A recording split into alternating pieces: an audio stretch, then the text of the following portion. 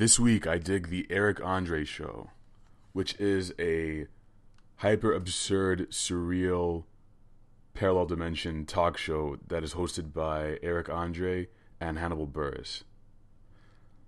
So, like I said, it takes place in a lot of strange things happen in this weird world that this talk show exists in, and it seems like the only people who are really privy to what's going on are the cast, which are Eric André and Hannibal, the band, and the people who are behind the camera, the characters who play the director and the stagehands and things like that. But even they don't seem to always know exactly how things are going to happen. And I think that unpredictability is what makes the humor on this show work so well. Very similar to the Tim and Eric show, probably a lot less predictable than the Tim and Eric show, actually.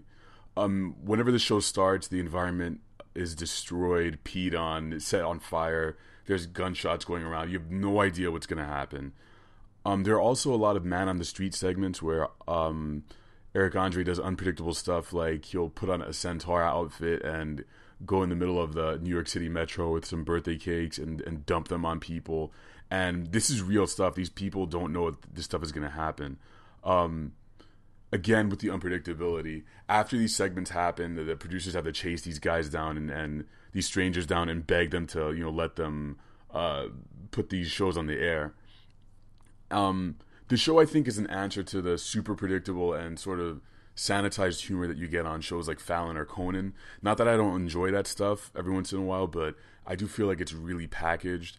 And if you didn't know this, whenever you watch a show like Jimmy Fallon, they're briefed, but before they sit down and you see like Jennifer Lawrence has a new movie out. When she sits on the couch and they have this discussion, the 5-minute long discussion, it's already been done. It's already been rehearsed and written out. And he asks leading questions like, "Oh, well, I hear you don't like dolphins," and she'll go, "Oh yeah, I was in SeaWorld and a dolphin bit me or something." And again, it's packaged, and you have to listen to them segue into this dumb interview where they tell you about some project that they're working on. So they create this stuff because they know that they'll get a big reaction out of it and you'll get millions of views. And that's why when you go on YouTube, you'll notice that all of these Fallon and Conan skits are becoming the stuff that you'll see on the front page, and they'll get millions of views every time. But once again, packaged and not super funny all the time. It's sort of like stuff that your mom would find funny too. But I can say with certainty that for me, Fallon and Conan, all of these late night talk shows can never compete with the laughs that I get from the Eric André show. So it's not only you that has no idea what's going to happen on this show, it's the guests as well. They're not briefed beforehand. They just know that they're going to be on a show.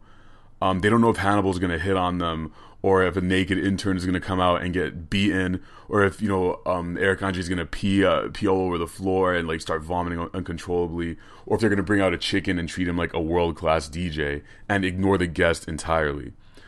Hannibal's character is really interesting on this show because he is sort of the straight man, even though he's absolutely nuts as well. He sort of acts like this character who he'll like remind Eric that he needs to do the monologue, or like he'll tell him that he's doing something stupid, but he's just as crazy as he is. So they have this really interesting comedic dynamic going on.